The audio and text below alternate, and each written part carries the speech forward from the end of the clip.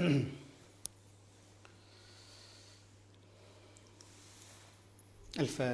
أعوذ بالله من الشيطان الرجيم. بسم الله الرحمن الرحيم. الحمد لله رب العالمين الرحمن الرحيم مالك يوم الدين إياك نعبد وإياك نستعين اهدنا الصراط المستقيم صراط الذين أنعمت عليهم غير المغضوب عليهم ولا الضالين. Baik. Bismillahirrahmanirrahim. Assalamualaikum warahmatullahi wabarakatuh. Alhamdulillahi wa kafa, wassalatu wassalamu ala rasulihil mujtaba, sayyidina wa habibina wa syafi'ina wa zukhrina wa maulana Muhammad sallallahu alaihi wasallam wa ala alihi wa sahbihi ajma'in. Allahumma salli ala sayyidina Muhammad abdika wa nabiyyika wa rasulika nabil ummi wa ala alihi wa sahbihi wa sallim. Allahumma faqihna fid din wa 'allimna ta'wil wahdina siratakal mustaqim. Thumma amma ba'd.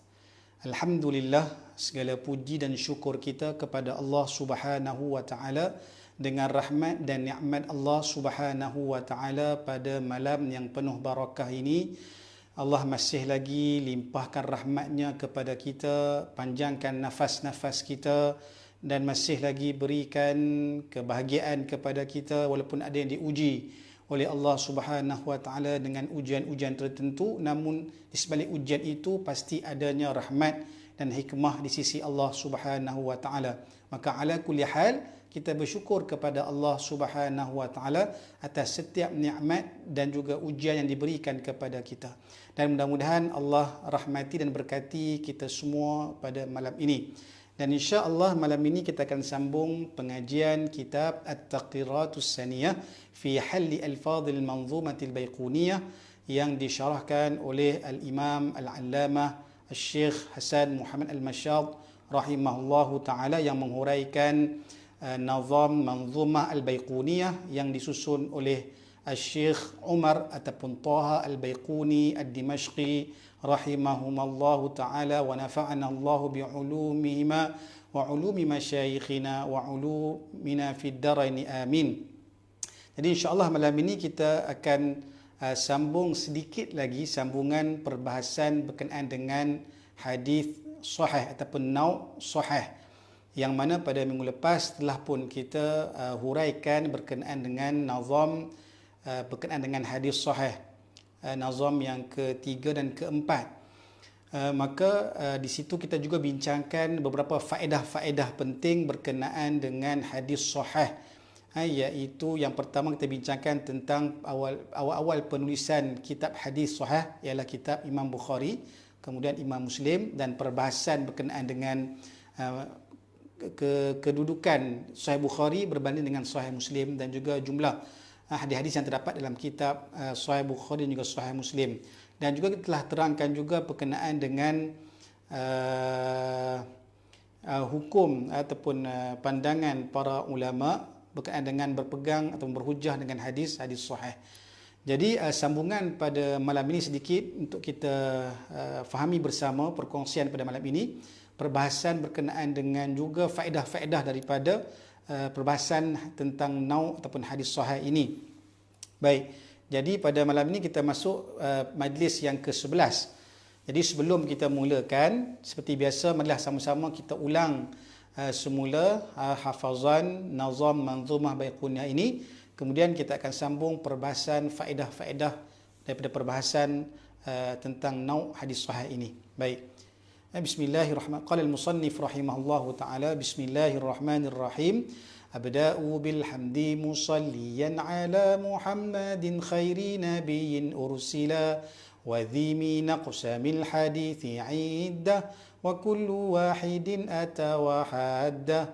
Awwaluha as-sahihu wa huwa mattasal isnaduhu wa lam yushadda aw yu'al yarwihi 'adlun dhabitun 'an mithlihi mu'tamadun fi dhabtihi wa naqlihi. Baik. Jadi itu adalah 4 bait ataupun 4 nazam yang menjelaskan tentang ataupun 2 bait. Yang pertama itu muqaddimah dan 2 bait seterusnya ialah nazam yang menerangkan tentang nauk yang pertama, iaitu tentang hadis sahih. Baik, maka sambungan faedah pada malam ini berkenaan dengan hadis sahih ini juga, maka disebutkan oleh para ulama, para syurah, para ulama yang menghuraikan kitab Manzumah Baiquniyah, dan juga dalam membahaskan tentang ilmu mustalah hadis ataupun ilmu ulumul hadis, maka perlu diketahui perbahasan ataupun faedah-faedah yang berkaitan dengan perbahasan hadis sahih ini. Baik, maka sambungan malam ini faedah yang keempat. Faedah yang keempat, setelah kita bahaskan faedah yang pertama, yang kedua dan ketiga, maka malam ini sambung faedah yang keempat. Maka disebutkan oleh para ulama, antaranya Syekh Badruddin Al-Hasani rahimahullahu ta'ala, yang mengarang kitab Ad-Durarul Bahiyah, yang mensyarahkan kitab Manzumah Baiquniyah berkenaan dengan perbahasan berkenaan dengan disebutkan tidak disyaratkan, la yushtartu, tidaklah disyaratkan untuk hadis sahih itu ta'addudur rawi fil hadis sahih. Maka tidaklah menjadi syarat untuk sesuatu hadis sahih itu mestilah diriwayatkan oleh perawi yang berbilang-bilang. Jalur sanad yang berbeza. Mesti ada berbeza jalur sanadnya. Bukan satu jalan saja, tetapi mesti berbilang. Mesti ada dua. Lebih daripada satu. Maka kata para ulama, tidaklah disyaratkan. La yushtartu. Tidak disyaratkan berlakunya berbilang-bilang perawi bagi hadis sahih. Bagi memedikan hadis sahih, maka tak perlu. Sanad itu mesti berbilang-bilang perawi. Bahkan kata para ulama, maka sah isnaduhu walau kana rawihi wahidan. Maka sah bagi suatu hadis yang sahih itu walaupun sanadnya itu diriwayatkan oleh satu jalur periwayatan sahaja. Maka ini berbeza pandangan. Pandangan ini pandangan para ulama hadis, para jumhur para ulama hadis mengatakan pandangan ini telah berbeza dengan pandangan Abi Ali Al-Jubba'i, seorang ulama ataupun seorang tokoh dari kalangan mazhab Mu'tazilah, Abi Ali Al-Jubba'i, yang mana beliau, Abi Ali Al-Jubba'i itu, pendapat di kalangan Mu'tazilah mengatakan mestilah menjadikan hadis aziz itu syarat untuk menjadi sahih. Dengan menjadikan hadis aziz itu syarat untuk menjadi suatu hadis itu hadis sahih. Maka ini pandangan beliau. Maka pandangan para ulama hadis di kalangan ahli sunnah wal jamaah, maka tidak disyaratkan sesuatu hadis sahih itu mestilah diriwayatkan dengan jalur yang pelbagai, dua jalur sekurang-kurangnya. Jadi syarat aziz bukan syarat untuk menjadikan suatu hadis sahih menurut pandangan ulama kita ahli sunnah wal jamaah dan juga jumhur para ulama hadis. Jadi kita ketahui bahawa Abi Ali Al-Jubba'i ini adalah seorang tokoh di kalangan mazhab Mu'tazilah, iaitu satu kelompok firqah yang sedikit tergelincir pegangan akidahnya kerana mendahulukan pandangan akal berbanding dengan nas syara'. Jadi itu menyebabkan manhaj ini ataupun pegangan akidah Mu'tazilah ini tergelincir daripada pegangan akidah ahli sunnah wal jamaah yang menjadi sawadul a'zam, yang menjadi majoriti di kalangan para ulama Islam berpegang dengan ahli sunnah wal jamaah, sama ada Asy'ariyah dan Maturidiyah dan juga ashabul ahli hadis. Baik. Jadi dan beliau juga yang mengasaskan firqah Al-Jubaiyah, dan beliau lahir tahun 235 Hijrah dan beliau wafat di Basrah pada tahun lahir pada 253 Hijrah dan wafat pada tahun 303 Hijrah di Basrah.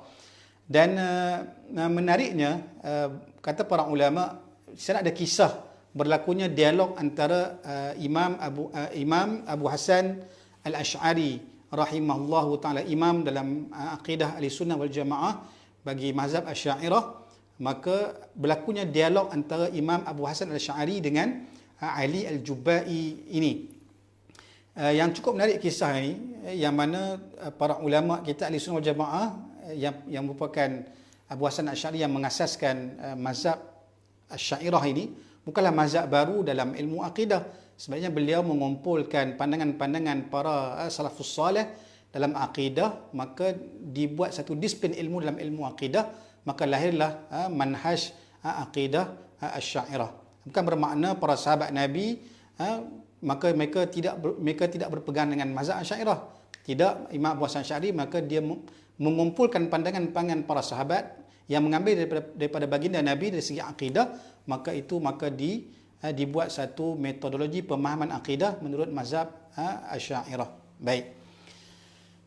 Jadi maka berlaku dialog antara Ali Al-Jubai ini dengan Abu Hasan Asy'ari. Maka beliau berdialog dengan Abu Ali Al-Jubai ini. Maka dan tujuan para ulama ini Abu Hasan Asy'ari berdialog adalah untuk menyatakan kebenaran dengan cara soal jawab. Cukup menarik kisah ini. Maka disebutkan bahawasanya suatu hari Syekh Abu Hasan Al-Asy'ari rahimahullahu ta'ala telah datang bertemu dengan Abu Ali Al-Jubai ini. Maka lalu dia pun bertanya kepada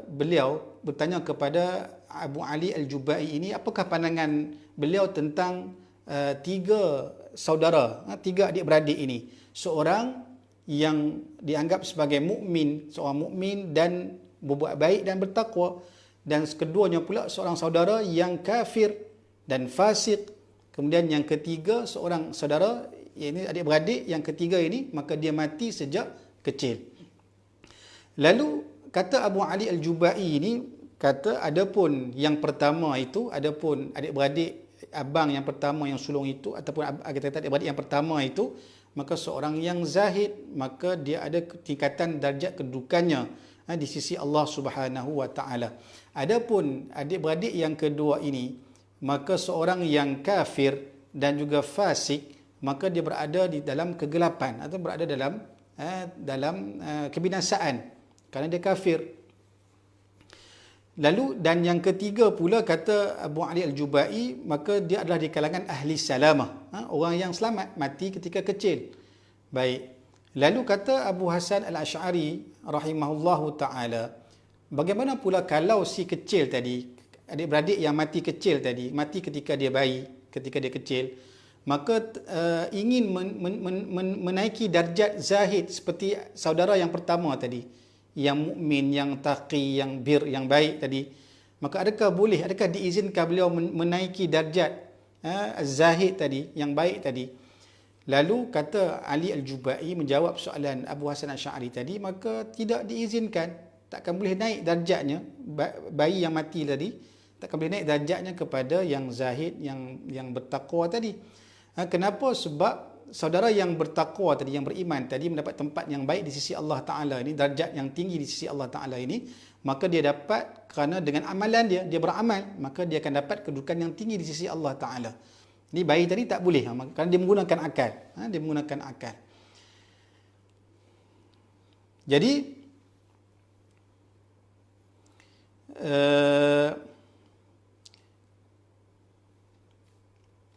lalu kata bayi tadi, kata Syekh Ali Al-Jubai tadi, dan Allah Ta'ala juga telah berkata kepada bayi tadi, mengatakan bahawa aku mengetahui, ini dia berhujah, kata Allah Ta'ala telah berkata kepada budak tadi bahawa aku tahu yang kamu ni akan membuat maksiat, maka sebab itulah untuk mengelakkan kamu dikenakan azab, maka kamu kerana masalah kamu, maka kamu dimatikan ketika kamu kecil.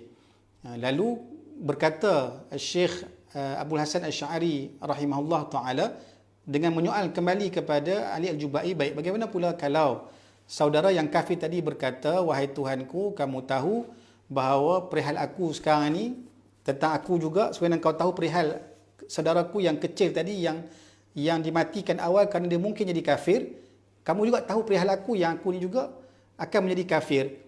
Kenapa kamu tidak menjaga masalah aku untuk aku ni tidak menjadi kafir? Kenapa dibiarkan aku menjadi kafir, maka aku binasa? Maka Syekh Abu Hasan Asy'ari bersoal kepada Ali Al-Jubai berkenaan perkara tersebut, maka terdiam Ali Al-Jubai untuk menjawab persoalan tersebut daripada Syekh Abu Hasan Al-Asy'ari rahimahullahu ta'ala. Baik, itu sedikit perkongsian berkenaan dengan kisah perdebatan antara Syekh Abu Hasan Asy'ari dengan Abu Ali Al-Jubai ini, di kalangan Mu'tazilah. Baik. Jadi bila kita sebut tadi tentang bahawa para ulama hadis mengatakan bukan menjadi syarat untuk hadis sahih itu mestilah menjadi hadis aziz. Maka nanti kita akan bincang tentang hadis aziz ini, hadis yang diriwayatkan oleh dua perawi dalam satu tabaqat. Dalam satu tabaqat sanad itu ada dua orang perawi di kalangan sahabat Nabi ataupun di kalangan tabaqat dalam perawi tersebut. Maka itu dipanggil sebagai hadis aziz. Contoh yang mungkin kita biasa dengar, hadis yang dikeluarkan oleh Imam Bukhari dan juga Imam Muslim, yang mana Imam Bukhari keluarkan daripada jalur pengriwayatan Abu Hurairah, manakala Imam Muslim pula meriwayatkan daripada jalur Anas bin Malik. Maka dua orang sahabat Nabi meriwayatkan satu hadis yang sama. Maka ini dipanggil juga sebagai hadis aziz. Maka bunyinya hadis itu disebutkan daripada baginda Nabi sallallahu alaihi wasallam, wa anhu bihi qala Rasulullah sallallahu la yu'minu ahadukum hatta akuna ahabba ilaihi min walidihi wa waladihi wan nasi ajma'in. Min waladihi wa waladihi wan nasi ajma'in. Baik, hadis tentang tidak sempurna iman seseorang sehinggalah diri aku, kata Nabi, lebih dikasihi oleh seseorang itu daripada bapanya, daripada anaknya dan manusia seluruhnya. Maka hadis ini dikatakan aziz sebab diriwayatkan daripada Anas bin Malik oleh Qatadah dan Abdul Aziz. Maka hadis ini daripada Anas diriwayatkan oleh dua orang pula di kalangan tabi'in, Qatadah dan juga Abdul Aziz. Dan daripada Abdul Aziz pula diriwayatkan dan diriwayatkan pula daripada Qatadah tadi pula diriwayatkan oleh Syu'bah dan juga Sa'id. Jadi itu dikatakan hadis aziz yang di sanadnya diriwayatkan oleh dua jalur perawi dalam satu tabaqah. Jadi itu nanti kita akan bincang panjang dalam bab hadis aziz. Jadi nak katanya bahwasanya para ulama hadis mengatakan tidak menjadi syarat bagi hadis sahih itu mesti ia hadis aziz, melainkan itu pendapat di kalangan Mu'tazilah sahaja. Baik. Itu faedah yang keempat. Kemudian faedah yang kelima disebutkan oleh para ulama hadis dalam kitab-kitab mustalah, dalam kitab-kitab ulum hadis, ialah berkenaan dengan boleh tak kita berhukumkan pada suatu sanad itu menjadi sanad yang paling sahih, as-sahhul asanid. Maka bolehkah kita menyatakan suatu sanad itu, suatu hadis itu merupakan hadis yang mempunyai sanad yang paling sahih. Ini disebut istilahnya as-sahhul asanid. Baik.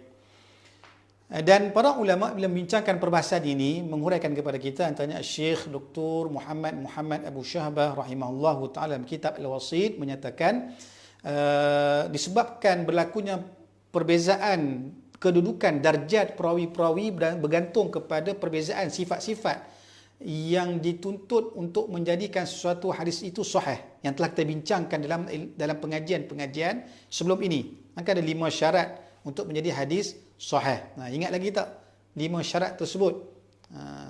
Kena ingat, ittisalus sanad, kemudian mesti diriwayatkan oleh perawi yang adil, perawi yang dhabit daripada seumpama dengan mereka, kemudian tidak berlaku syaz dan tidak berlaku illah. Baik. Jadi disebabkan berlaku berbeza-beza pendapat, berbeza-beza kedudukan dalam memenuhi 5 syarat tadi, maka para ulama berpandangan bahawa terdapat juga hukum terhadap sesuatu sanad itu untuk menjadikannya sebagai satu sanad yang paling sahih, as-sahhul asanid.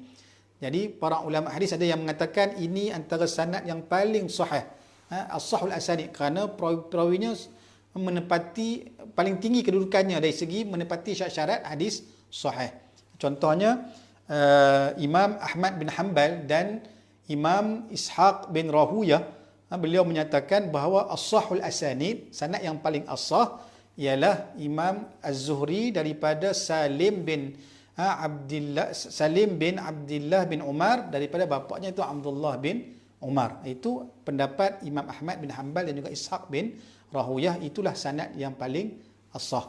Dan juga pandangan daripada Ali ibni Al-Madini, dan itu guru kepada Imam Al-Bukhari rahimahullahu taala, maka mengatakan sanad yang paling as-sahhuha, sanad yang paling as-sah ialah daripada Muhammad bin Sirin daripada Abidah bin Amru As-Salmani daripada Sayyidina Ali bin Abi Talib karramallahu wajhahu alaihi salam radhiyallahu anhu. Baik. Dan juga ada pendapat Imam Bukhari rahimahullahu taala yang mengatakan as-sahul asanid, sanad yang paling sahih ialah daripada Imam Malik yang mengambil daripada Imam Nafi' yang mengambil daripada Ibnu Umar, yang mana ini dikenali sebagai silsilah zahabiyah, sebagai rantaian sanad emas, kerana perawinya perawi yang sangat hebat, sangat tinggi martabat kedudukannya di kalangan para ulama hadis, daripada Imam Malik, Nafi' dan juga Ibnu Umar. Ini jalur sanad yang dianggap sebagai jalur sanad yang emas, zahabiyah, yang emas, yang sangat tinggi nilainya. Baik. Dan juga kata para ulama, dan kalau nak ditambahkan dalam jalur sanad tadi Imam Malik, Nafi' dan juga Ibnu Umar, Abdullah bin Umar, baik, maka yang paling mulia dalam meriwayatkan hadis daripada Imam Malik ialah antaranya ialah Imam Asy-Syafi'i rahimahullahu taala. Jadi dipanggil sanad itu adalah sanad Imam Syafi'i daripada Imam Malik, daripada Nafi' dan juga daripada Ibnu Umar radhiyallahu anhum ajma'in. Bahkan juga daripada Imam Syafi'i, antara perawi yang mulia yang juga yang tinggi kedudukannya yang mengambil hadis daripada Imam Syafi'i ialah Imam Ahmad bin Hanbal. Maka kalau nak ditambah lagi dalam jalur sanad silsilah zahabiyah tadi, maka dengan Imam Ahmad bin Hanbal mengambil daripada gurunya Imam Syafi'i, dan Imam Syafi'i mengambil daripada gurunya Imam Malik, Imam Malik mengambil daripada Imam Nafi', Imam Nafi' mengambil daripada Abdullah bin Umar radhiyallahu anhum ajma'in. Maka itu dianggap sebagai as-sahul asanid bagi sebahagian pandangan para ulama hadis. Kan? Jadi kalau kita tengok balik dalam kitab Musnad Imam Ahmad bin Hanbal, maka dalam Musnad Imam Ahmad bin Hanbal ni kitab yang menghimpunkan lebih kurang 40,000 hadis. Dan kata para ulama ada 10,000 hadis yang berulang-ulang dengan jumlah 40,000 itu, maka kata para ulama sanad yang paling sahih tadi ini, maka ada satu riwayat hadis yang menyebut tentang silsilah zahabiyah tadi, iaitu daripada Imam Ahmad bin Hanbal mengambil daripada gurunya Imam Syafi'i, daripada Imam Syafi'i mengambil daripada gurunya Imam Malik, dan mengambil daripada Imam Nafi' dan juga daripada para sahabat Nabi, itu Ibnu Umar radhiyallahu anhu. Bahwasanya Rasulullah SAW telah bersabda, la yabi' ba'dukum ala bai'i ba'din.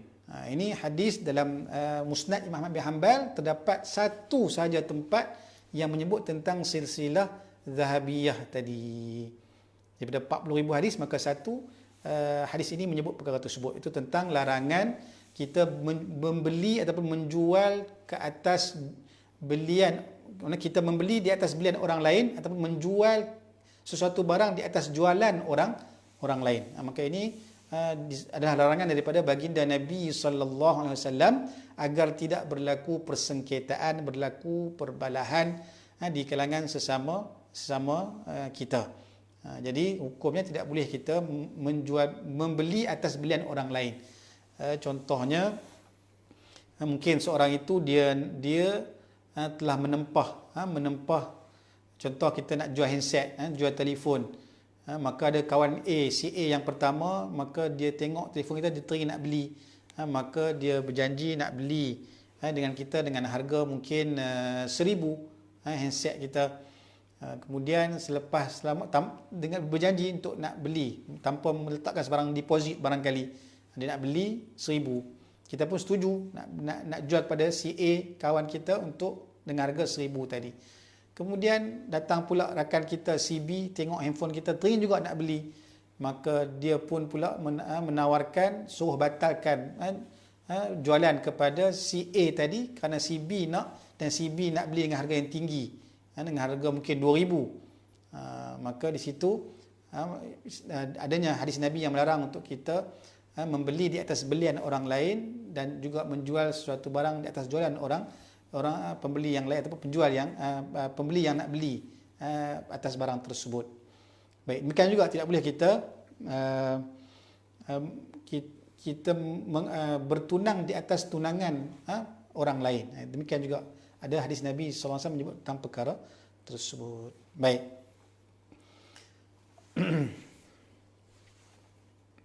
Dan kata para ulama, adapun pandangan yang tahqiq, pandangan yang paling benar dalam pendapat berkenaan dengan as-sahih al-asanid ini ialah tidak boleh kita meletakkan atau itlaq tentang suatu sanad itu sanad yang paling sahih secara mutlak. Tidak boleh kita menyatakan sedemikian. Kerana ini pendapat yang mukhtar di kalangan para ulama hadis. Tak boleh kita kata inilah sanad yang paling sahih sekali, maka tidak benar pandangan tersebut, dan ini pandangan yang terpilih di kalangan para ulama hadis. Kenapa? Sebab berlakunya tafawut maratib sihah, kerana berlakunya perbezaan kedudukan sihah ini ataupun sahih ini bergantung kepada kekuatan sanad dan juga syarat-syarat sahih tersebut.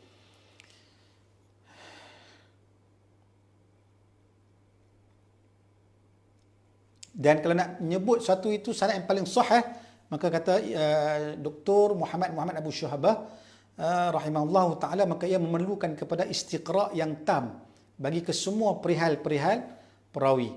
Jadi ini suatu yang sangat sukar untuk kita katakan inilah sanad yang paling sahih. Jadi kata beliau yang paling aula ialah untuk kita kaitkan, kita ikatkan, maka sanad inilah paling sahih sekiranya disandarkan kepada sahabat Nabi. Maka itu boleh.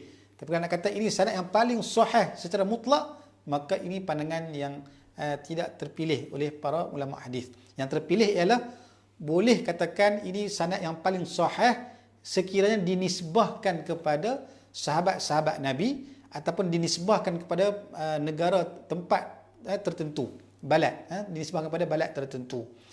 Contohnya kata para ulama ialah as-sahhu asanid, sanad yang paling sahih bagi sahabat Nabi Abu Bakar As-Siddiq radhiyallahu an ialah daripada Ismail bin Abi Khalid, daripada Qais bin Abi Hazim, daripada Abi Bakar, Abu Bakar As-Siddiq radhiyallahu an. Dan sanad yang paling sahih daripada sahabat Nabi Sayyidina Umar bin Al-Khattab radhiyallahu an ialah sanad daripada Az-Zuhri, Imam Az-Zuhri, daripada Salim, daripada ayahnya iaitu Abdullah bin Umar, daripada Umar bin Al-Khattab radhiyallahu an. Maka itu dipanggil sanad yang paling sahih, as-sahhu asanid Sayyidina Umar bin Al-Khattab radhiyallahu an. Demikian juga as-sahhu asanid bagi Ibnu Umar, sanad yang paling sahih bagi Ibnu Umar ialah sanad daripada Imam Malik, daripada Imam Nafi' dan juga daripada Abdullah bin Umar. Dan sanad yang paling sahih bagi perawi-perawi Makkiyin di kalangan negara ataupun penduduk di Makkah Al-Makkiyin ialah Sufyan bin Uyainah, daripada Amru bin Dinar, daripada Jabir bin Abdullah. Maka itu jalur sanad yang paling sahih menurut perawi-perawi di Mekah. Dan seterusnya lah, ada perawi-perawi di kalangan Madaniyin, di kalangan Masriyin. Maka di sana ada nisbah sanad yang paling sahih dinisbahkan kepada sesuatu tempat. Baik, itu faedah yang kelima. Okey, seterusnya ialah faedah yang keenam. Perbahasan berkenaan dengan hadis sahih ini juga yang perlu diketahui ialah berkenaan dengan pendapat para ulama tentang adakah bila satu hadis itu menjadi sahih maka mendatangkan suatu yang qat'i ataupun zan yang kuat. Disebut sebagai al-qat' awi zannil qawi. Adakah suatu hadis yang sahih itu mendatangkan suatu yang qat'i, hukum yang qat'i ataupun zan yang kuat. Ini juga dibincangkan oleh para ulama. Yang kita bincang sebelum ini pada minggu lepas, bahawa para ulama telah sepakat mengatakan ittifaq para ulama yang mengatakan hadis sahih ini menjadi hujjah. Ini kita bincang pada minggu lepas, hujjah dalam perbahasan hukum-hukum yang pelbagai, sama dalam bab ibadat, dalam bab muamalat dan seumpamanya, dan wajib beramal dengan hadis sahih ini. Dan juga pandangan Al-Hafiz Ibn Hajar Al-Asqalani rahimahullah ta'ala dalam kitab Nukhbatul Fikar mengatakan bahawasanya para ulama telah sepakat, innal ulama'a muttafiqun, para ulama bersepakat ala wujubil amal, wajib beramal bikulli ma sahha, dengan setiap sesuatu yang sahih, beramal dengan setiap hadis-hadis yang sahih, walau lam yukharrijhu syaikhan, sekalipun tidak dikeluarkan oleh Imam Bukhari dan juga Muslim. Dan juga para ulama juga membincangkan tentang boleh dijadikan sebagai hujjah hadis sahih ini dalam ilmu akidah sekiranya ia mendatangkan ilmu yang qat'i. Ini kita nak bincang nanti sekejap lagi. Faedah pun nak dengar, adakah hadis sahih ini mendatangkan ilmu yang qat'i ataupun zan al-qawi dengan dia mencapai had yang mutawatir. Kalau mutawatir jelas memang dia adalah qat'i lah. Okey. Baik, jadi bila kita bincang persoalan itu, persoalan tentang apa pandangan para ulama berkenaan dengan hadis sahih ini, adakah mendatangkan ilmu ataupun hukum yang qat'i ataupun zan yang qawi. Berkata Syekh Dr. Abdullah Sirajuddin rahimahullahu ta'ala dalam kitab Syarah Manzumah Baiquniyah ini, beliau menyebut tentang perbezaan pendapat para ulama. Di sana terdapat perbezaan pendapat para ulama terhadap hadis-hadis yang sahih ini, adakah ia wajib mendatangkan ilmu yang qat'i ataupun hukum yang qat'i, ataupun dia hanya mendatangkan zan yang kuat, zan al-qawi, adakah dia datang zan, sangkaan yang kuat sahaja. Maka di sini ada perbezaan pendapat para ulama. Baik, pendapat pertama yang ni adalah pendapat yang dipilih oleh Al-Imam Ibn Salah rahimahullahu ta'ala, iaitu dia mengatakan bahawa sesungguhnya apa-apa yang diriwayatkan oleh Syaikhan, oleh Imam Al-Bukhari dan Muslim ini, ataupun salah seorang daripada mereka berdua ini, maka ia mendatangkan fahuwa maqtu'un bisihhatihi. Ini pandangan Ibnu Salah. Imam Ibnu Salah mengatakan innama rawahu Syaikhan aw ahaduhuma fahuwa maqtu'un bisihhatihi. Sesungguhnya apa-apa yang diriwayatkan oleh Syaikhan, Imam Bukhari dan Muslim, ataupun salah seorang daripada mereka, ini Imam Bukhari ataupun Imam Muslim, ataupun kedua-duanya, maka pengriwayatan mereka berdua ataupun salah seorang daripada mereka berdua ini, maka hukumnya ataupun mendatangkan ilmu yang maqtu'un bisihhati, yang qat'i, memang sah, memang sahih, memang sihah. Adapun itu pandangan Ibnu Salah, dan juga menyebut adapun apa-apa yang ditashihkan, yang disahihkan oleh selain mereka berdua, mana selain daripada Imam Bukhari dan Muslim yang mengatakan ini hadis sahih. Barangkali mungkin pendapat Imam Ashabus Sunan, ataupun pendapat Ibnu Hibban, Ibnu Khuzaimah, ataupun Imam Al-Hakim yang mengatakan ini hadis sahih. Maka ini adalah pandangan selain daripada Imam Bukhari dan juga Muslim. Maka kata pandangan yang pertama ini, maka apa-apa yang ditashihkan selain daripada mereka berdua, selain Imam Bukhari dan juga Muslim, maka ia mendatangkan maznunus sihah, hanya zon, sangkaan yang mengatakan ia adalah sahih, bukannya qat'i sahih. Ini pandangan Al-Imam Ibn Salah rahimahullahu ta'ala. Baik, apa beza antara qat'i dengan zon al-qawi? Maka qat'i ini benda tu memang yakin, yakin. Qat'i ini yakin. Al-yaqin la yuzalu bisyak, ataupun al-yaqin la yazulu bisyak. Yakin itu tidak boleh dihilangkan dengan keraguan. Mana yakin 100%. Memang qat'i sahih. Kalau riwayatkan daripada Imam Bukhari dan juga Muslim. Baik. Dan dimasukkan dengan zan al-qawi ini, sangkaan sahaja. Sangkaan ini dia tidak sampai ke darjat yang qat'i ataupun yakin 100%. Mungkin dia 80%, 90%. Ini disebutkan oleh guru kami, disebutkan oleh Syekh Dr. Jamal Faruq Ad-Daqaq Al-Hasani hafizahullah, berbincang tentang soal yaqin, zan, syak dan juga waham. Dia ada sana ada tingkatan dalam soal keyakinan. Yakin 100%. Memang yakin sungguh. Yakin, kita tahu yakin memang api panas, air sejuk. Yakinlah, itu yakin. Baik, dan ada zon, sangkaan yang dekat dengan yakin tapi dia belum mencapai keyakinan lagi. Dia zon al-qawi. zon yang kuat sahaja. Maka dalam 60% ke atas. Adapun syak, ni tengah-tengah 50%. Ni syak was-was, ragu-ragu. Dan paling rendah ialah waham lah. Waham lebih rendah daripada 50%. Dia waham. Dia bawah daripada ragu-ragu lagi. Rasa rendah daripada was-was dan juga ragu-ragu tadi. Baik. Jadi apa hujah Imam Ibn Salah bila bincang tentang pandangan beliau, iaitu beliau mengatakan apa-apa yang diriwayatkan oleh Imam Bukhari dan Muslim memang qat'i, maqtu' bi sihhatihi, itu memang qat'i sahih. Selain daripada mereka berdua, maka zon al-qawi sahaja. Maka beliau berhujah mengatakan bahawa annal ummata ajma'at ala talaqi kitabai sahihaini bil qabul. Maka dia berhujah mengatakan bahawa ummah, ini para ulama, para umat Islam dan juga para ulama Islam telah sepakat mengatakan bahawa menerima bahawa kedua-dua kitab Bukhari dan Muslim ini sahih, bil qabul, diterima sebagai kitab yang sahih.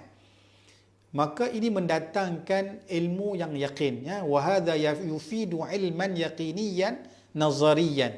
Ia mendatangkan faedah ilmu dengan yakin secara nazari, secara teorinya memang hadis sahih Bukhari Muslim ni adalah sahih. Dan kata beliau juga adalah mengatakan bahawa wa hadhil ummatu ma'sumatun fi ijma'iha 'anil khata'. Dan umat ini juga, para ulama dalam berpandangan, dalam satu kesepakatan ijma', maka terpelihara maksum, terpelihara daripada melakukan kesalahan. Kerana ini berdasarkan hadis Nabi sallallahu alaihi wasallam yang diriwayatkan daripada Ibnu Umar radhiyallahu anhuma, bahwasanya Rasulullah sallallahu alaihi wasallam telah bersabda, innallaha la yajma'u ummati 'ala dhalalah wa yadullah ma'al jama'ah wa man syadda ila an-nar. Sesungguhnya Allah Ta'ala itu tidaklah menghimpunkan umat aku, kata Nabi, tidaklah menghimpunkan umat aku ini di atas kesesatan. Dan yadullah, yakni rahmat Allah Ta'ala itu berada bersama dengan para jamaah, berada bersama dengan kelompok jamaah majoriti umat Islam. Dan barang siapa yang bersendirian, maka dia akan bersendirian dalam api neraka Allah Subhanahu wa ta'ala, wal a'yazu billah. Baik.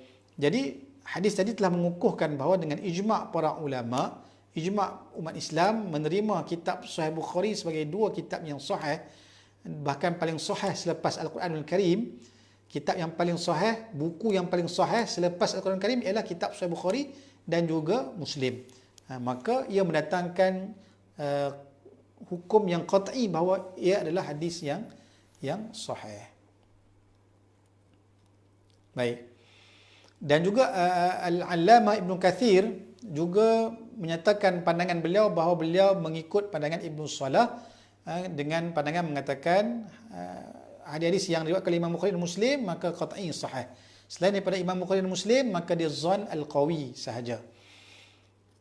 Dan juga berkata Imam As-Suyuti rahimahullahu ta'ala, Imam As-Suyuti rahimahullahu ta'ala dalam kitab Tadribur Rawi juga menyebutkan bahawasanya pandangan Ibn Salah ini yang mengatakan qat'i sahih, yang apa yang diriwayatkan oleh Imam Bukhari dan Muslim ini ialah bagi hadis yang sahih, yang terkecuali padanya ialah hadis-hadis yang dikritik akan hadis-hadisnya oleh para ulama.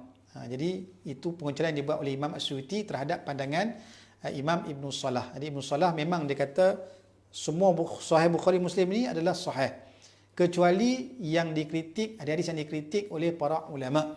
Lebih kurang dalam berapa ratus saja, dalam 200, lebih 210 saja hadis yang dikritik oleh para ulama terhadap hadis sahih Imam Bukhari juga Imam Muslim. Baik. Dan juga disebutkan oleh Al-Hafiz Ibn Hajar, kan hadis yang dikritik oleh para ulama terhadap Sahih Bukhari Muslim itu ada lebih kurang 210 hadis yang berkongsi antara Imam Bukhari dan Muslim yang dikritik oleh para ulama adalah sejumlah 32 hadis. 32 hadis yang berkongsi antara Imam Bukhari dan Muslim yang dikritik oleh para ulama. Dan hadis-hadis yang Imam Bukhari yang saja yang mengeluarkan dalam kitabnya yang dikritik oleh para ulama ialah sebanyak 78 hadis, dan Imam Muslim ada 100 hadis yang dikritik oleh para ulama. Jadi jumlahnya 230 hadis yang dikritik oleh para ulama tentang hadis dalam Sahih Bukhari dan juga Sahih Muslim. Tapi kata Imam Suyuti, maka hadis-hadis yang dikritik ini tidak termasuk dalam pegangan Al-Imam Ibn Salah. Baik. Bahkan kedua-dua hadis itu, bahkan 230 hadis yang dikritik itu telah pun dijawab oleh para ulama, antaranya Al-Imam Al-Hafiz Ibn Hajar Al-Asqalani rahimahullahu ta'ala dalam Muqaddimah Fathul Bari Hadis Sari, dah pun beliau menjawab tentang hadis-hadis yang mengkritik akan hadis dalam Sahih Bukhari tersebut. Dan demikian juga Imam An-Nawawi rahimahullahu ta'ala juga telah menjawab akan kritikan para ulama terhadap hadis yang diriwayatkan oleh Imam Muslim. Jadi itu telah pun merungkaikan jawapan tentang hadis tersebut yang dikritik oleh para ulama. Maka dah pun dijawab, dah pun diperbetulkan, dah pun diperkukuhkan oleh Imam Al-Hafiz Ibn Hajar juga Imam An-Nawawi rahimahullahu ta'ala. Itu pandangan yang pertama yang mengatakan bahawa hadis yang diriwayatkan oleh Imam Bukhari dan juga Muslim adalah qat'i sahihnya. Adapun selain daripada Imam Bukhari dan Muslim adalah mendatangkan zon al-qawi saja. Baik, pendapat yang kedua kata para ulama, pendapat ulama tentang hadis sahih ini adakah mendatangkan qat'i ataupun zanni ini, pendapat yang kedua mengatakan bahawa hadis-hadis yang dihukumkan dengan sahih ini ia mendatangkan yafidu dhannal qawi ma lam yatawatar. Maka hadis-hadis yang dihukumkan sahih oleh para ulama hadis ini ia mendatangkan faedah zan yang kuat selagi mana ia tidak menjadi mutawatir, sama ada ia disahihkan oleh Imam Bukhari dan Muslim ataupun selain daripada mereka berdua ini. Jadi ini pandangan yang kedua, mengatakan apa-apa hadis sahih yang dihukumkan sebagai sahih maka ia mendatangkan ilmu zan yang kuat sahaja selagi mana ia tidak mencapai had mutawatir, walaupun dia dikeluarkan oleh Imam Bukhari dan juga Muslim dalam sahih mereka berdua ataupun selain daripada mereka berdua. Ini pandangan yang kedua. Jadi nak bincangkan perbahasan ini maka perlu difahami tentang kaedah pengriwayatan ini, maka adanya jalan yang bersifat mutawatir dan juga jalan yang bersifat ahad. Mutawatir dan juga ahad. Mutawatir ini kata para ulama ialah suatu pengkhabaran yang disampaikan kepada kita dengan cara sejumlah ramai orang yang menceritakan itu kepada kita daripada suatu generasi ke suatu generasi, yang mana mustahil jumlah kesemua itu berkumpul untuk melakukan pendustaan. Itu kaedah tentang mutawatir. Jadi makna suatu khabar itu diriwayatkan oleh sejumlah perawi, sejumlah pelapor, sejumlah orang yang menceritakan perkara itu ramai daripada suatu generasi ke suatu generasi, yang mana mustahil kesemua itu berkumpul untuk membuat penipuan. Ini dipanggil sebagai mutawatir. Maka khabar, berita yang sampai dengan cara mutawatir ini kuat. Mendatangkan qat'i, memang tak boleh nak dibantah, nak ditolak, tidak boleh. Sebagaimana Al-Quranul Karim yang kita baca ini dah diriwayatkan dengan cara mutawatir. Itu Quran mutawatir, jalan pengriwayatannya secara mutawatir. Dan ada hadis-hadis yang mutawatir darjatnya. Sejumlah ramai perawi hadis di kalangan sahabat Nabi mendengar hadis Nabi, kemudian disampaikan kepada generasi tabi'in, seterusnya sejumlah ramai mendengar, yang mana mustahil kesemua itu berkumpul untuk melakukan pendustaan. Itu juga adalah hadis, ada hadis yang mutawatir dalam ilmu hadis. Dan juga khabar-khabar yang mutawatir. Contoh kata-kata berita-berita yang memang tak boleh kita nak sangkal. Berlakunya kebakaran atau contoh berlakunya pandemik COVID-19 ini di seluruh dunia. Kan? Maka semua orang tak boleh menafikan, tidak boleh menolak akan khabar berita tersebut. Maka itu dipanggil mutawatir. COVID-19 itu memang berlaku wabak pandemik COVID-19 ini. Walaupun tak nampak pada pandangan mata, tapi semua telah menerima kesan daripada jangkitan COVID-19 ini bagi mereka yang terkena jangkitan tersebut. Baik, itu contohlah nak memahami tentang mutawatir ini. Baik, adapun ahad adalah khabar yang tidak mencapai jumlah perawi ataupun jumlah pelapor, jumlah yang menceritakan itu ke darjat yang mutawatir tadi. Jadi dalam ilmu hadis ada yang membincangkan had mutawatir itu mungkin lebih daripada 5, lebih daripada 5 ke atas. Dan juga ada pandangan mengatakan tidak terikat dengan jumlah tertentu, maka sekiranya dia ramai, maka ia dianggap sebagai mutawatir. Adapun hadis ahad ini kebiasaannya paling banyak pun adalah 3. Ada hadis masyhur, nanti kita akan bincangkan, maka diriwayatkan oleh 3 orang perawi dalam satu tabaqah, dalam satu tabaqat. Baik. Jadi itu dipanggil sebagai hadis ahad. Jadi beza antara tarik jalan periwayatan dengan cara mutawatir dengan cara ahad tadi, maka disebutkan tadi, maka hadis-hadis sahih yang datang dengan cara ahad ini, cara pengriwayatan dengan cara khabar ahad tadi, maka ia mendatangkan zon yang kuat sahaja. Dia tidak mencapai ke darjat yang qat'i seperti mana mutawatir tadi.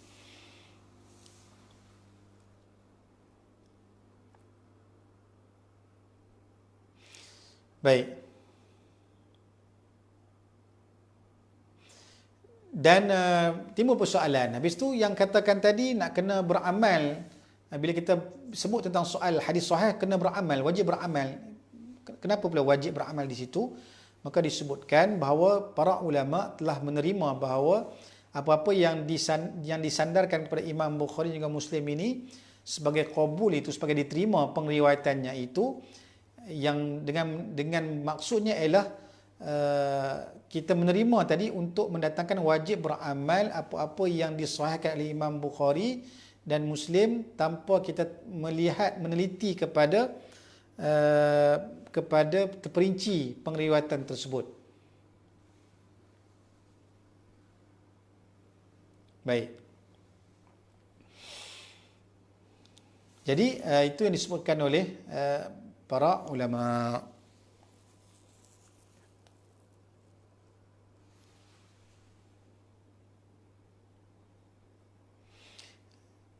Jadi maksudnya bila mana satu hadis itu sahih, maka perlu diteliti, mesti dikaji, diteliti adakah hadis itu hadis yang sahih yang mencukupi syarat-syaratnya. Maka ketika itulah maka perlu diteliti oleh di kalangan para ulama tadilah. Maka disebutkan. Dan ini disebut oleh pandangan Imam An-Nawawi rahimahullahu taala. Yang disebutkan dalam kitab beliau At-Taqrib, yang dinakalkan daripada pandangan-pandangan para muhaqqiqin dan juga aktsarin di kalangan para ulama hadis. Itu pandangan yang kedua, yang mengatakan bahawa hadis sahih ini mendatangkan zon yang kuat sahaja, tidak secara qat'i, selagi ia tidak mencapai mutawatir. Kalau mutawatir memang confirm lah dia adalah qat'i, mendatangkan ilmu yang qat'i. Baik, itu pendapat yang kedua. Pendapat yang ketiga kata para ulama, ini pendapat yang ketiga mengatakan bahawa ijabul qat'i, itu wajib mendatangkan hukum qat'i bi sihhatil hadis, dengan sahihnya suatu hadis itu, idza kana waridan fi sahihan, kalau ia warid terdapat dalam kitab Sahih Bukhari dan juga Sahih Muslim. Jadi kalau hadis itu terdapat dalam kitab Sahih Bukhari dan juga Muslim, maka ia mendatangkan hukum yang qat'i. Baik. Dan juga keduanya, au kana masyhuran lahu turuqun mutaaddidatun salimatun min dha'fir ruwah wal ilal. Ataupun hadis itu hadis yang masyhur. Hadis yang masyhur yang mempunyai jalan-jalan yang berpelbagai, turuq mutaaddidah. Ada jalur sanad yang pelbagai, bukan satu jalur saja yang meriwayatkan hadis tersebut. Maka ada satu, ada dua, ada tiga jalur yang meriwayatkan suatu hadis tersebut. Dan selamat daripada perawi-perawi yang dhaif tadi, dan selamat daripada berlakunya ilal ataupun illah, ada sebab yang boleh menjejaskan kesahihan suatu hadis pada sanad ataupun matan hadis tersebut. Ataupun kata para ulama lagi, ataupun hadis itu musalsalan bil a'immatil hufadhil mutqinin, haitsu la yakunu ghariban, iaitu hadis itu menjadi musalsal di sisi para a'immatul huffaz, di kalangan imam-imam hafiz yang mutqinin, yang betul-betul tekun dan benar-benar mutamakin, yang betul-betul pakar dalam ilmu hadis ini, iaitu dengan ia tidak menjadi hadis yang gharib. Maka hadis itu hadis sahih, dan dia musalsal di sisi para imam-imam huffaz, dan dia tidak menjadi hadis yang gharib. Sebagai contohnya kata Syekh Abdullah Sirajuddin ialah seperti hadis yang diriwayatkan oleh Imam Ahmad bin Hanbal. Contohnya ada hadis yang mungkin sahih, ada hadis yang sahih yang diriwayatkan oleh Imam Ahmad bin Hanbal, dan memang ada turuk yang berbilang-bilang dalam meriwayatkan hadis tersebut, dan selamat daripada perawi-perawi yang dhaif, dan juga selamat daripada berlakunya illah. Maka kata para ulama, ia juga termasuk dalam perkara-perkara yang mendatangkan ilmu, mendatangkan yafidu al-ilmu. Demikian juga apa-apa yang diriwayatkan oleh Imam Asy-Syafi'i rahimahullah, dan juga apa-apa yang diriwayatkan oleh Imam Malik, walaupun bukan hadis itu tak dikeluarkan oleh Imam Bukhari dan Muslim, tapi diriwayatkan oleh Imam Ahmad bin Hanbal, diriwayatkan oleh Imam Asy-Syafi'i, diriwayatkan oleh Imam Malik rahimahullahu taala, maka bila cukup syarat tadi, maka kata para ulama ia mendatangkan yafidu al-ilmu, mendatangkan ilmu. Maka boleh beramal dengan hadis sahih tadi. Dan ini pandangan yang diperkuatkan oleh al-Imam Al-Hafiz Ibn Hajar Al-Asqalani rahimahullahu taala dalam kitab Nukhbatul Fikar, ada menyebutkan dengan pandangan ini. Pandangan ini mengatakan, kata Syekh Al-Hafiz Ibn Hajar Al-Asqalani rahimahullahu ta'ala, yang pandangan yang ketiga ini mengatakan bahawa tidaklah mendatangkan ilmu tentang kebenaran sesuatu khabar itu melainkan oleh seorang yang alim bil hadis.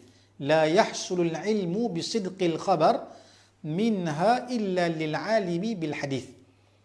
Tidaklah mendatangkan ilmu dengan kebenaran khabar tadi melainkan oleh seorang yang alim tentang ilmu hadis.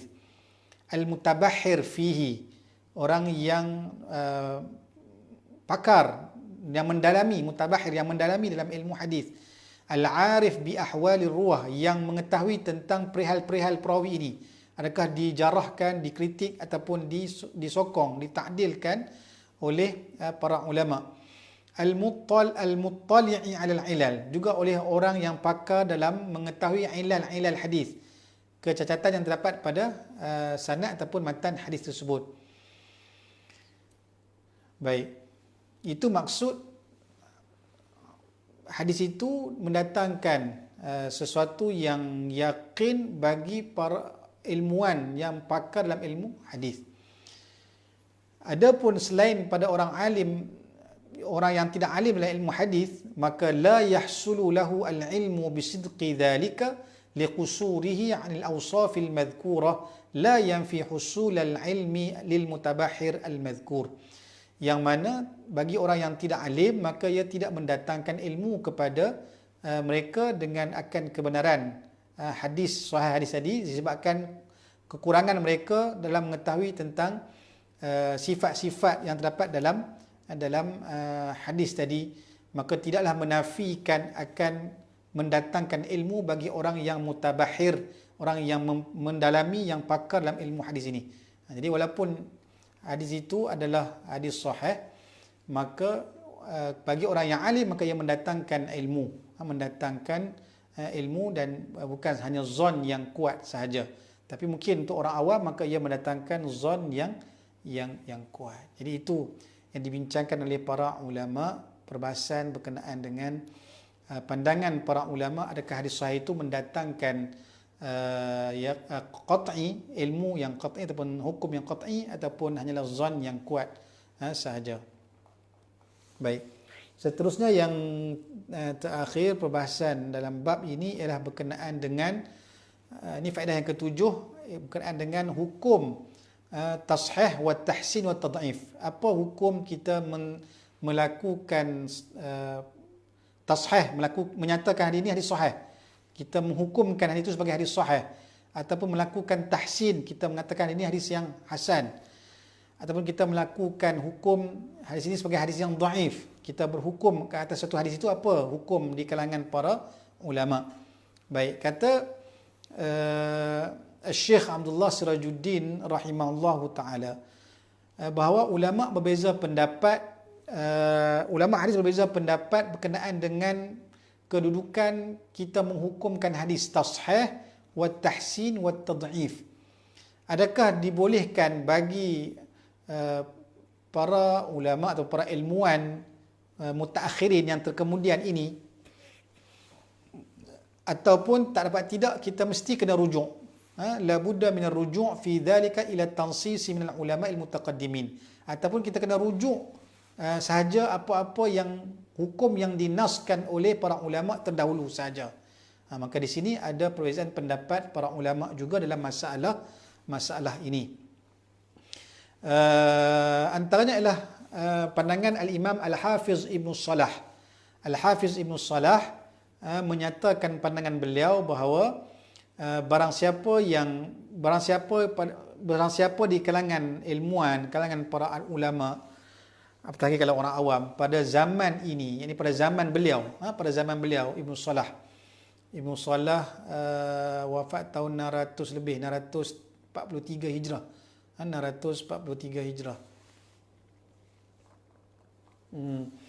Maka beliau menyatakan barang siapa yang pada zaman ini, zaman beliau itu mengatakan bahawa satu hadis itu sahih sanadnya dalam satu kitab hadis ataupun satu juzuk hadis yang mana tidak dinaskan akan kesahihan hadisnya itu oleh seorang hafizun mu'tamadun, tak ada ulama yang hafiz yang mu'tamad yang menghukumkan hadis itu sebagai hadis sahih, tiba-tiba ada ilmuwan pada zaman itu mengatakan ini hadis sahih, maka kata beliau fala yahkumu bisihhati, maka tak boleh kita menghukumkan hadis itu sebagai hadis sahih kerana ulama terdahulu tidak pun mentasihkan hadis tersebut. Kenapa? Kata beliau Imam Ibn Salah, li dha'fi ahliyati hadhil azman, disebabkan kelemahan kepakaran di kalangan para ilmuwan pada zaman ini, pada zaman beliau. Itu pandangan Al-Imam Al-Hafiz Ibn Salah.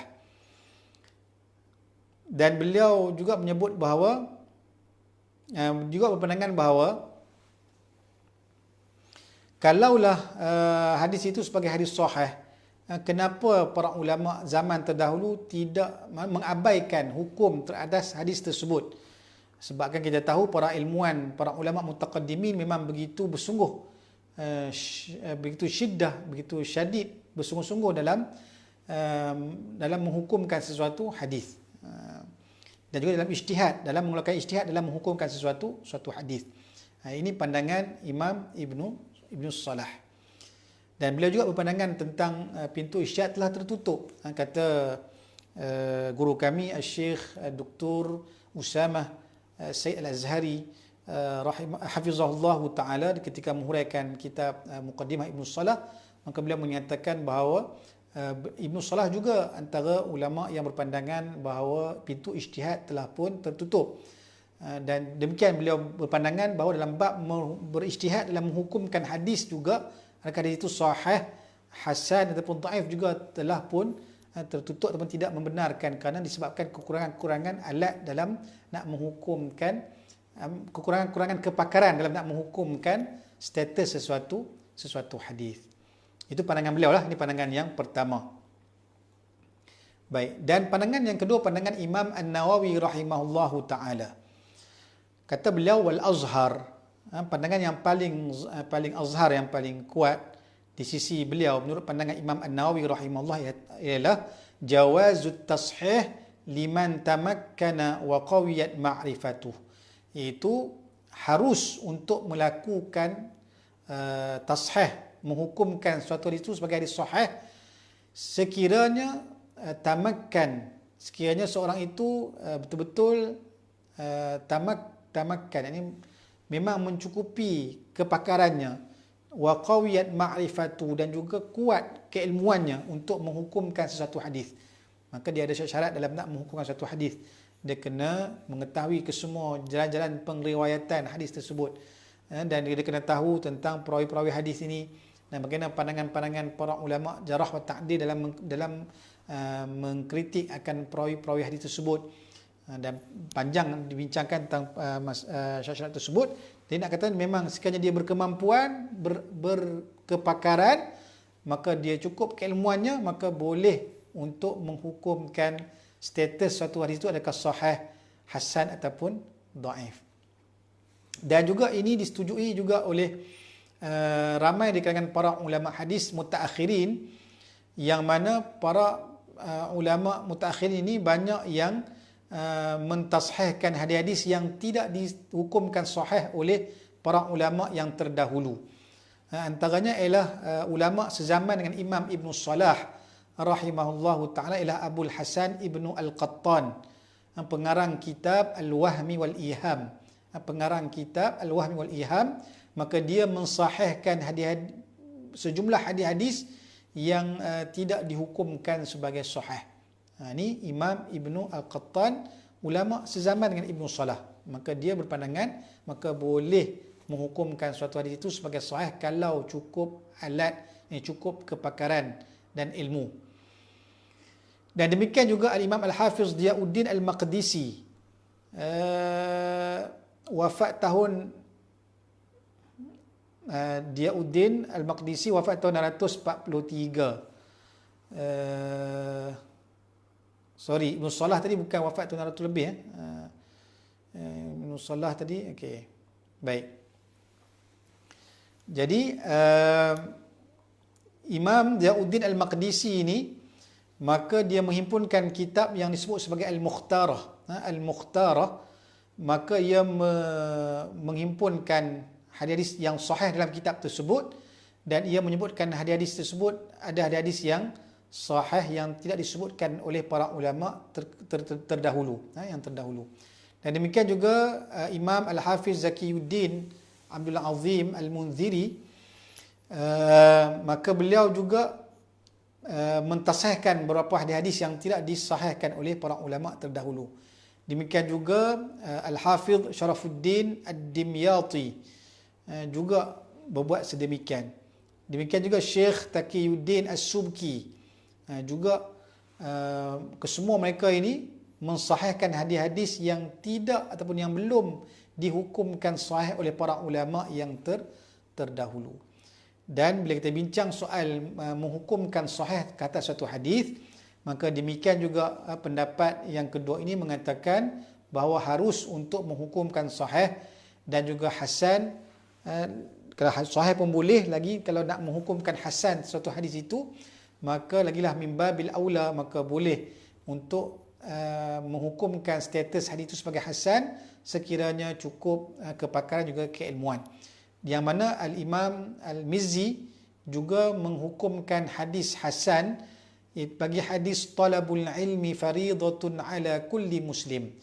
Itu menuntut ilmu itu menjadi suatu kewajipan bagi setiap muslim, maka dia menghukumkan, itu Imam Al-Mizzi menghukumkan hadis ini sebagai hadis yang hasan.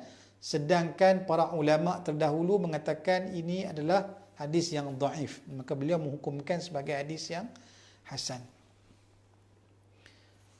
Jadi demikian juga dalam bab masalah menghukumkan hadis dhaif, maka tadi pandangan yang kedua, maka membenarkan, mengharuskan sekiranya mencukupi kepakaran dan juga keilmuan dalam nak menghukumkan status sesuatu hadis.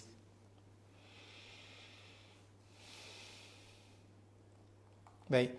Jadi itu sebuah sedikit yang boleh kita kongsikan bersama pada malam ini, perbahasan berkenaan dengan faedah-faedah yang berkaitan dengan hadis ataupun hadis sahih. Jadi selepas ini insya-Allah kita akan masuk perbahasan baru nanti minggu hadapan biiznillah, anda dipanjangkan umur, kita akan bincang yang kedua, iaitu tentang hadis hasan. Jadi untuk setakat ini ada sebarang soalan? Ada sebarang soalan ke? Tengok. Setakat ni tak ada sebarang soalan. Jadi mudah-mudahan Allah memberikan sedikit ilmu dan kefahaman kepada kita bersama pada malam ini. Paling kurang tak ingat semua benda tadi, paling kurang kita dapat juga sedikit ilmu tentang jenis yang pertama, nau' as-sahih, saya buat kesimpulan bahawa nau' hadis as-sahih ini merupakan satu nau' perbahasan ataupun jenis hadis yang tertinggi dari segi penerimaannya, qabul, tertinggi dan penerimaannya di sisi para ulama hadis, dan ia menjadi hujah dalam perbahasan hukum hakam syarak. Maka boleh disandarkan sebagai hujah dalam hukum hakam syarak, dalam bab ibadat, muamalat, dan demikian juga dalam bab akidah kalau mana ia sampai ke darjat yang mutawatir. Maka hadis sahih yang mutawatir, maka ia boleh dijadikan sebagai hujah dalam ilmu akidah. Baik.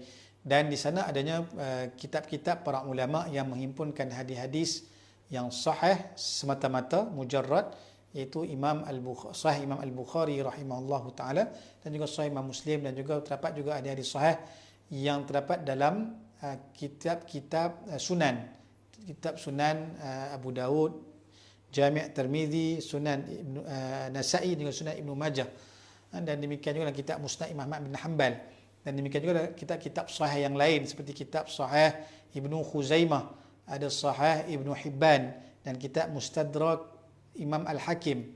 Dan kata para ulama, antara tiga kitab sahih tadi, antara kitab Sahih Ibnu Khuzaimah dengan Sahih Ibnu Hibban dengan kitab Mustadrak Imam Hakim, maka didahulukan hadis sahih kitab Ibnu Khuzaimah, yang kedua barulah Ibnu Hibban, yang ketiga ialah Mustadrak Al-Hakim. Itu sebahagian pendapat para ulama.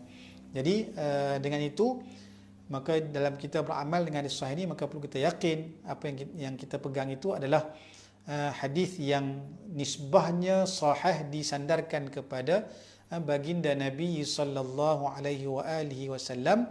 Maka dengan sebabkan sanad itu terdapatnya perawi-perawi yang thiqat, perawi-perawi yang sangat diperakui, diiktiraf dhabitnya, hafazannya, dan juga yang juga adil, terjaga, terpelihara pribadinya untuk patuh pada perintah agama, maka apa yang diriwayatkan itu adalah benar, datang daripada baginda Nabi sallallahu alaihi wasallam. Maka mudah-mudahan dengan itu kita bertambah yakin untuk mendengar nasihat-nasihat, wasiat-wasiat dan pesanan daripada baginda Nabi sallallahu alaihi wasallam. Maka tanpa jalur sanad yang sahih tadi, maka mana mungkin kita dapat untuk mengetahui tentang nasihat-nasihat, pesanan-pesanan baginda Nabi sallallahu alaihi wasallam kepada kita. Dengan itu kita akan selamat di dunia dan juga di akhirat bila kita mengikut akan petunjuk dan panduan baginda Nabi sallallahu alaihi wa alihi wasallam. Wallahu alam. Kita tangguh dahulu setakat ini pada malam ini. Insya-Allah akan datang biiznillah kita akan masuk perbahasan baru, iaitu nau' hadis. Yang kedua itu tentang hadis hasan. Kita akhiri dengan sama-sama berselawat kepada baginda Nabi sallallahu alaihi wa alihi wasallam. اللهم صل أفضل الصلاة على أسعد مخلوقاتك سيدنا محمد وعلى آله وصحبه وسلم عدد معلوماتك ومداد كلماتك كلما ذكرك الذاكرون وغفل عن ذكره الغافلون. اللهم صل أفضل الصلاة على أسعد مخلوقاتك سيدنا محمد وعلى آله وصحبه وسلم عدد معلوماتك ومداد كلماتك كلما ذكرك الذاكرون وغفل عن ذكره الغافلون. اللهم صل أفضل الصلاة على أسعد مخلوقاتك سيدنا محمد وعلى آله وصحبه وسلم عدد معلوماتك ومداد كلماتك كلما ذكرك الذاكرون وغفل عن ذكره الغافلون. نكتفي بهذا القدر. السلام عليكم ورحمة الله وبركاته. Tangguh dengan tasbih kafarah dan surah Al-Asr. Subhanakallahumma wa bihamdika asyhadu an la ilaha illa anta astaghfiruka wal 'asri innal insana fi khusr alladziina aamanu wa tawassaw bil haqqi wa tawassaw